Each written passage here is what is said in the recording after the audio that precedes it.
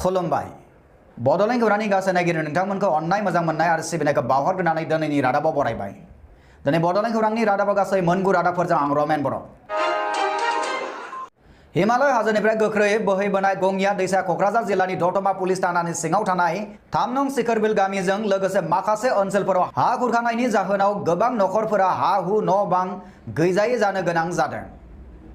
बे हा खुरखानायनि फारसे नोजोर होनानै 29 नं सोना क'क्राझार बियाबनि एमएलए रबिराम नार्जारिया गावारि रां बाहायनानै हा खुरखानायखौ होबथानो थाखाय दिंग्रायलांनाय गंगिया दैसानि रुगुंखौ थोंजों खालामनायनि थाखाय हाबाफारि लायो। खोब दुखुनांथाव बाथ्राया बेनो जे क'क्राझार जिल्लायाव बुंनो थाङोबा गासै मोनथाम दैमा दं, गिदिर गिदिर दैमा, संकस दैमा, सरलबाङा दैमा आरो गंगिया दैमा। बे मोनथाम दैमाया बोसोरे गिदिर गिदिर दैबाना फैयो आरो गोबां रायजो राजाफोरनि हा हु न' बां गामिफोर खुरखानानै रायजोफोरखौ जालाखार बिलाखार खालामो। बोसोरफ्रामबो बे गंगिया दैनि आंनि समस्थियाव थानाय जे दैबाना आरो खुरखानाय, बेजों नैबे सिखरबिल 2 नम्बर 1 नम्बर उमानगर, आंसिहारा, सुरसाकाटा, हरिपुर बे गोबां गामि बुंनो थाङोबा हिमालय हाजोनिफ्राय फैनाय बे राजा लामा जोंनि नेशनेल हाइवेनिफ्राय सापटग्राम सिमा बे दैनि फारनैबो थिंनाय थानाय गामिखौ बे दैमाया बोसोरे बिराद गाज्रि रोखोमनि खुरखायो आरो जाहोनाव सानथ्र'हायि गामि दैलांसेयावनो खहा जायो, दैयाव गोजावलाङो, न' बां बुखार जायो, खुरखानानै लांजायो, रायजोफ्रा दिनै हा गैजायै न' बां गैजायै जानो गोनां जाबाय। बे हाबाफारिखौ जागायजेननायनि सिगां गंगिया दैसानि साखाथियाव मोनसे फुजा होनायखौबो नुनो मोननाय जादों। खौरांगिरिफोरजों मोगा-मोगि लानाय समाव एमएलए रबिराम नार्जारिया बुङोदि गंगिया दैसानि हा खुरखानायनि जाहोनाव दैसाजों नांजाबनानै थानाय गोबां गामिफोरा बोसोरफ्रोमबो जेंनाजों मोगा-मोगि जानो गोनां जायो। हा खुरखानायखौ होबथानो थाखाय गोबां बिथांखिफोरखौ आखायाव लानाय जादोंमोन, नाथाय बोसोरफ्रोमबो दैबाना जानायनि जाहोनाव मावफुंनाय बिथांखिफोरा दैबानाजों बुखार जानाङो होननानै बिथाङा बुङो। आरो रायजो राजाफ्रा हा हु गैजायै जालाखार बिलाखार अबस्थायाव गोग्लैबाय। दा बेखौ नुनानै जोङो नैबे गंगिया दैनि जे खेंख्रा मेंख्रा जानाय जे लामा, बे लामाखौ सिदा खालामनानै होनो थाखाय दैया जाहाथे सिद्दायै बोहैलाङो आरो बेजों गामिफ्रा बे सिखरबिलजों लोगोसे खाथि खाला थानाय गामिफ्रा खुरखा जानायनिफ्राय जाहाथे रैखा जायो। बे हिसाबै दिनै बेवहाय आंनि बेक्तिगतनिफ्राय आरो लोगोसे आंनि लोगो दोगोफोरखौ आङो खावलायनानै जों बेवहाय जयैनो सरकारनि बाव खिन्थु थाइसेबो फैसाबाव खुनु फुजि गैया, अब्लाबो जोङो रायजोफोरखौ बासायनांगौनि रैखाथि होनांगौनि खाथिराव बेहाय बङाइगावनिफ्राय प्रब्लेम गंसे लाबोनाय जाबाय आरो बेबायदिनो क'क्राझारनिफ्राय गंनैसो प्रब्लेम जों दा नागिरगासिनो दंबावो। बेजोंनो जोङो नैबे दैमानि लामाखौ सोलायनानै मोनसे चेनेल काटिं खालामनानै डाइभार्सन खालामनायनि हाबाफारिखौ जोंनि बे ओनसोलनि आइ आफा रायजो राजाफोरखौ सहयोग लाफाजोबनानै खौसे लानानै जोङो दा खामानिखौ दिनै जागायबाय। लोगोसे बिटिसिनि बिबान सामलायनाय रायजो बेंगिरि आरो रायजो सरकारनिसिम गंगिया दैसानि हा खुरखानायखौ होबथानो थाखाय जर'खा पेकेज हरनांगौ होननानै बिथाङा खावलायहरदों। क'क्राझारनिफ्राय बिनन्जय नार्जारिनि रिपर्ट, बड'लेण्ड खौरां। बड'लेण्ड फरायसा आफाद, गोरखा फरायसा आफाद, बेंगलि फरायसा आफाद आरो अखिल हिन्दी भाषी परिषद गासै मोनब्रै फरायसा आफादनि मोनसे थान्दै हानजाफोरा बड'लेण्ड मुलुगसोलोंसालिनि भाइस चेन्सेलरखौ लोगो हमफैयो।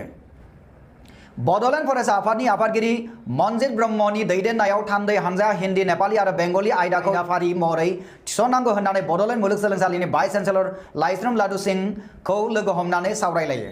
Today, Bodoland Students Union, along with our Assam Gurkha Students Union, Akhil Hindi Bhashi Parishad, and Gurkha Sanmilani, we have come here to meet our Honorable Vice Chancellor of Bodoland University to talk with the related issues of our students, those who were not able to write the examination, and Honorable Vice Chancellor Sir has informed us that so they'll be going to conduct the exam if it is possible before the 31st of July. So they will conduct the exam by paper and pen, and if the pandemic, the COVID-19, if it continue, and if it close 31st July and on September then 30, then they will conduct to online. खौरांगिरिफोरजों मोगा-मोगि लानाय समाव बड'लेण्ड फरायसा आफादनि आफादगिरि मनजित ब्रह्मआ बुङो दि फरायसाफोरनि माखासे जेंनाफोरजों लोगोसे आनजाद खुंफुंनायनि सायाव मुलुगसोलोंसालिनि भाइस चेन्सेलरखौ लोगो हमनानै सावरायलायदों होननानै बिथाङा बुंथियो। बिथाङा बुंबावदि मुलुगसोलोंसालिनि भाइस चेन्सेलरआ मिथि होदोंदि कर'ना भाइरासनि साग्लोबसारनाया बांनाय जायोब्ला फैगौ 31 जुलाइनि सिगां आनजादखौ खुंफुंनाय जागोन नाथाय साग्लोबसारनाया बांसिन जायोब्ला फैगौ 30 सेप्तेम्बरसिमाव आनजादखौ अनलाइन खुंफुंनाय जागोन होननानैबो बिथाङा बुङो। क'क्राझारनिफ्राय बिनोजर नार्जारिनि रिपर्ट बड'लेण्ड खौरां। धेमाजि जिल्लानि सिङाव थानाय सानजारि नोगोर ओनसोलनि सोरांस्रि गामिया गोबां साननिफ्रायनो जुब जुब अखा हानायनि जाहोनाव दैजों लोमजाना हालाय हाफाय जानांनायखौ खौरां मोननानै खौसेथि बर' सुबुं आफादा नायदिंहैनायजों लोगोसे अनसुंथाइ हैदों। धेमाजि जिल्लानि सिमेन्ट-सापुरि पुलिस थानानि सिङाव थानाय मिसामारा पन्चायतनि 1 नं 2 नं आरो 3 नं नावकाटा गामियाव ओनसोलनि गोबां दैबानाजों खहा जादों। ओनसोलनि दैदेनगिरि आरो सोरखारि बिफाननिफ्राय नायदिंहैनाय जादों होननानै मिथिनो मोननाय जादों। गाहायै बे ओनसोलाव थांनाय बोसोरनि बायदि गोबां दैबाना देग्लायबो जादों। बे ओनसोलाव देग्लाय गासै 3 गामियाव गं 300निबो बांसिन नखरा दैबाना जानानै खैफोदाव गोग्लैनानै दङ। सुलुं मोननाय एबा रादाबगिरिफोरा गावनो संदानना फोरमायनाय बादिब्ला गासै गं 15 नखरनिबो बांसिन नखरा दैबानानि एबा दैनि सिङाव दासिमबो दंबाय दं। हालामनि गोबां सुबुंफोरा फोरमायनाय बादिब्ला बोसोरफ्रोमबो साखाथियाव थानाय बुरलुंबुथुर दैमाया गोबां अखा हानाय जायोब्ला बे दैमानि दैया उसिफावना ओनसोलाव दैबाना सोमजिहोना बोसोरफ्रोमबो आबाद न' बां लामा फरायसालि आरो मोसौ मोसाफोरखौ आलाय सिलाय एबा खहा खालामलाङो। जी आमार सोरांस्रि गाँवत আজি 1 सप्ताहলৈকে ইয়াত বানপানীত আমি ভুগি আছোঁ। গতিকে আমাৰ ইউনাইটেড বড়ো পিপল অৰ্গেনাইজেশ্যনৰ পৰা আমাক চাবলৈ আহিছে আজি। গতিকে সিহঁতে আমাক ভাল কথাই বুজাই দিছে যাতে ভালে থাকিব লাগে, ভালে কুশলে থাকিব লাগে বুলি।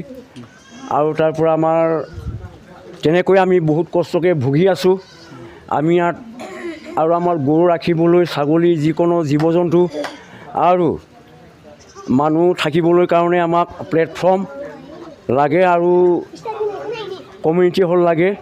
धेमाजि जिल्लानि सिङाव थानाय सानजारि नोगोर ओनसोलनि सोरांस्रि गामिया गोबां साननिफ्रायनो जुब जुब अखा हानायनि जाउनाव दैजों लोमजाना हालाय हाफाय जानांनायखौ खौरां मोननानै खौसेथि बर' सुबुं आफादा नायदिंहैनायजों लोगोसे अनसुंथाइ हैदों होनना जोंसिम खौरां मोनफैदों। दा गिबियावनो मोनसे खोथाया जाहैबाय जोङो खौसेथि बर' सुबुं आफादनि सोनाब सानजारिनि दख'रानि बानजायनायावहाय बहाय आंबो खौसेथि बर' सुबुं आफादनि जानानै फैदों। दा बहाय फैनायनि थांखियानो जाहैबाय जे बहाय जोङो बोसोरफ्रोमबो नुयो जोङो बिथांमोनखौ जोङो बोसोरफ्रोमबो दै लोमजानाय थानायखौ नुबाय थादों जिहेतु दैमाया खाथि जाबाय। बेनिखायनो देग्लायबो दैयाथ' जाबाय, बिथांमोना सप्तासे माने लोमजाबाय जाहैबाय। दा बे हिसाबैनो जोङो जोंनि हारिनि बिदा फंबाय हिसाबै जों बिथांमोनखौ नायनो होननानै फैनाय जादों। दा बहायनो जोंनि खौसेथि बर' सुबुं आफाद सोनाब सानजारिया मोननैसो मुवा बेसाद लाबोफादों। दा बिथांमोनखौ आङो मिरु खौसेथि आफादनि जानानै बिथांमोन आं थोंजोङै साबायखर बावबाय। खौरांगिरिनि सिगाङाव फोरमायनाय बादिब्ला थानो जानो थाखाय जोबोद उसुबिदा जादों, मोसौ बोरमा दाउ हांसो खहा जानांदों होननानै जोंनिसिम खौरां मोनफैदों।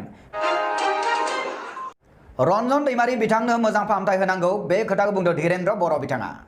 सेन्ट्रेल जेलाव थाबाय थानाय XNDBनि गायसनगिरि बिथां DR नाब्ला दैमारि बिथांनि दायाव COVID-19 पजिटिभ मोननायनि सायाव धीरेन्द्र बर' बिथाङा खायसे गोनांथार खोथाखौ बुंथिदों। दैमारि बिथांनो मोजां फाहामथाय होनांगौ होननानै धीरेन्द्र बर' बिथाङा खौरां गेजेरनि गेजेरजों दाबि खालामदों। जाखांबाय बे पिस एकर्ड जानायनि उनाव जिहेतु पर्यायक्रमे जेलाव थानाय मानसिफोरखौ हगारनांगौ, हगारनाया आसाम सरकार भारत सरकारनि खामानि। बेखौ जोङो कोअर्डिनेशन कमिटिनिफ्राय जों बारे बारे बुंबाय थादों। Coordination committee for BTR accord implementation of XNDBनिफ्राय आङो माखासे बाथ्रा बुंनो नागिरदों। बे जाथाया दुखुनांथाव।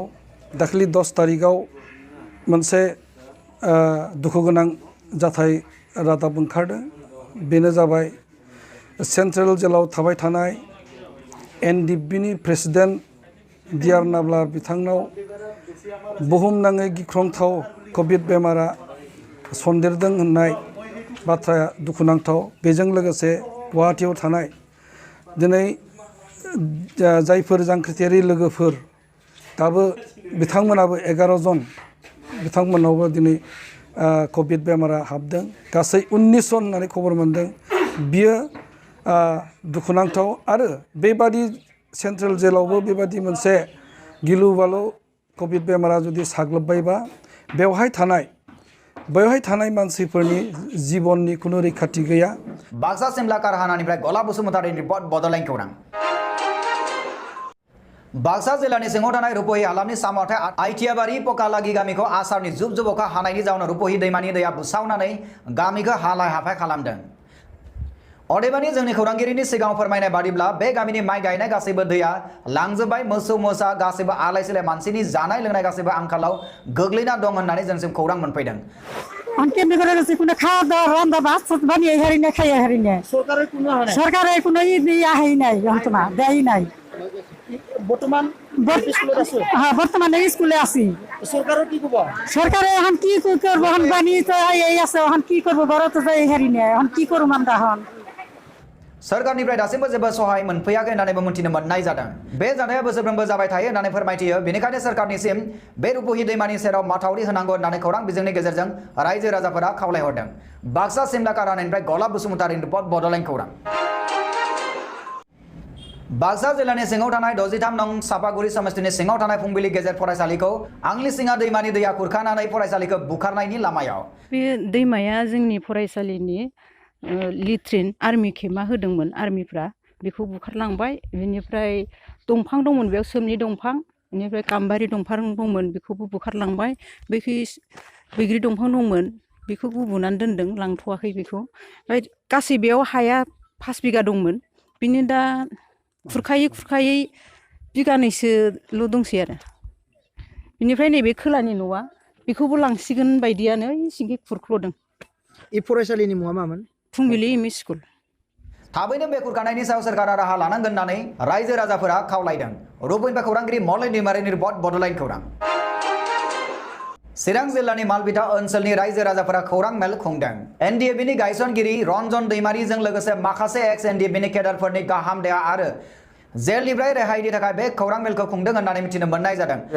जोंनि मालबिथायाव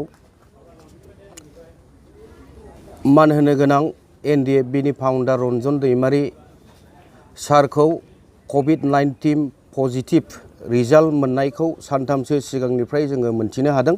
दिनैनि दिनाव जोंनि मानगोनां एनडिएफबिनि फाउन्डार रन्जन दैमारि सारा कभिड-19 जों भुगिनांनाया जों बर' जाथिनि थाखाय दुर्भाग्यजनक। आङो दिनै एबा जोंनि ओनसोलनि बर' रायजो राजाफ्रा सानदों जे बिथाङा दिनैसिमबो जेलाव थानांनायाव बिटिआरआ ओंथि गैया। बिटिआरनि ओंथिया मोनसे जोंनि बर' जाथिनि थाखाय पिस एकर्डमोन। पिस एकर्ड सिगनेटरि बिथाङा आरोबाव दिनै जेलाव थाबावनांनायनि थाखाय आङो ओनसोलनि रायजो राजानि जानानै दुखु फोरमायबाय आरो लोगोसेयै मानगोनां रन्जन दैमारि सारनि थाखाय आङो गोथां इसोरनियाव आर'ज गाबदों जाहाथे बिथाङा गोख्रैनो बे कर'ना पजिटिभ रिजाल्टनिफ्राय एबा बे सैनांनायनिफ्राय बारग'नो हायो। लोगोसे केएमएसएसनि प्रेसिडेन्ट अखिल गगैनि गोग्गो देहानि थाखाय सरकारखौ मोजां जोथोन लानो खावलायहरदों। चिरांनिफ्राय फाखन गयारिनि रिपर्ट, बड'लेण्ड खौरां। बड'लेण्ड खौरांनि गासै नायगिरि नोंथांमोननिफ्राय दानिया सम सफैबाय बिदाय लानायनि। बड'लेण्ड खौरांनि गासैबो नायगिरि नोंथांमोननिसिम अननाय मोजां मोननाय आरो सिबिनायखौ बावहरफिननानै दिनैनि रादाबखौ फोजोबनाय जाबाय। गोजोन्थों।